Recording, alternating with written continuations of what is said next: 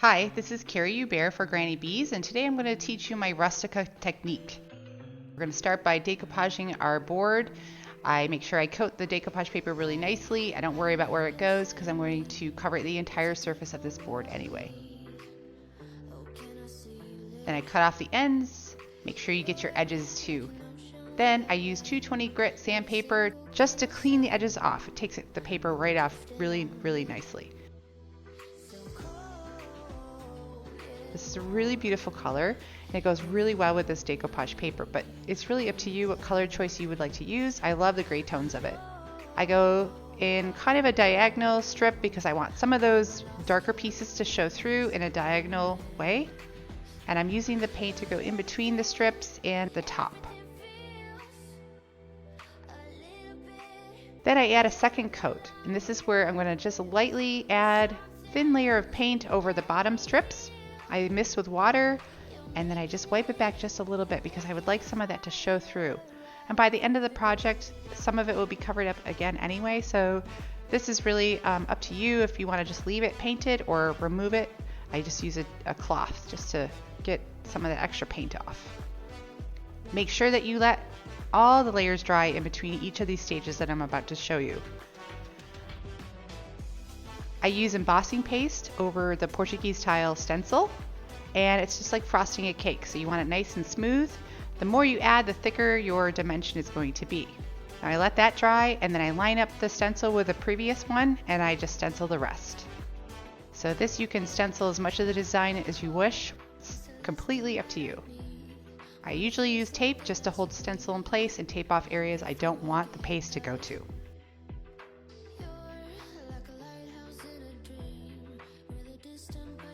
Next, I take the same paste with my scraper and just kind of add a little bit more of that paste around my stripes and around this piece just to give it a little bit more dimension and interest. This will show through at the final results, and I really love how this looks.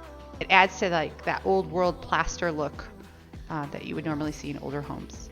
Next, I'm taking Bubblegum Milkshake with my small brush and I'm just lightly dry brushing this color on. I just want a little bit of this blue to show through in different areas.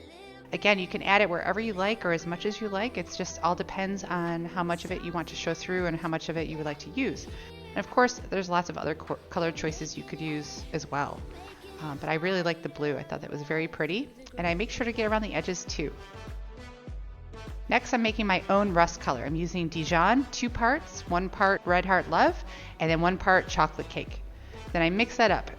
This can also be varied depending on how much or how dark you want it to be. You could even add a little more red or a little more yellow or a little more of the chocolate. It's up to you. But I love this rust color that I got. Now I'm just dry brushing it on a very little bit, and I'm just dabbing in areas where I would like some of the concentrated color to be. But again, this is also wherever you'd like it to be and however it pleases your eye. And then I rub it in really well, and then I take my water mister, dab off some of it to get some of that dimension to show through. And then I squirt the water and I let just some drips flow.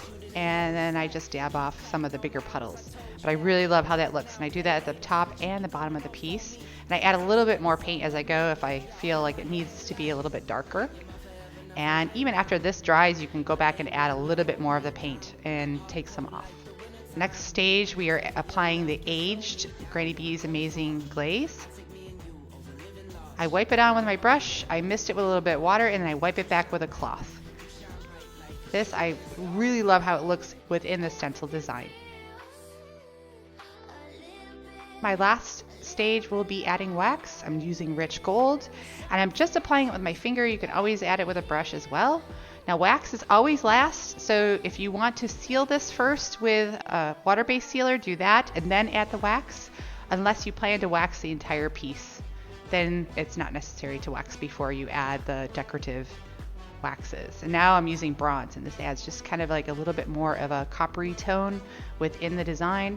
And I just use my fingers to go around the stripes just to keep it going throughout the entire project and the edges. And there's your finished piece.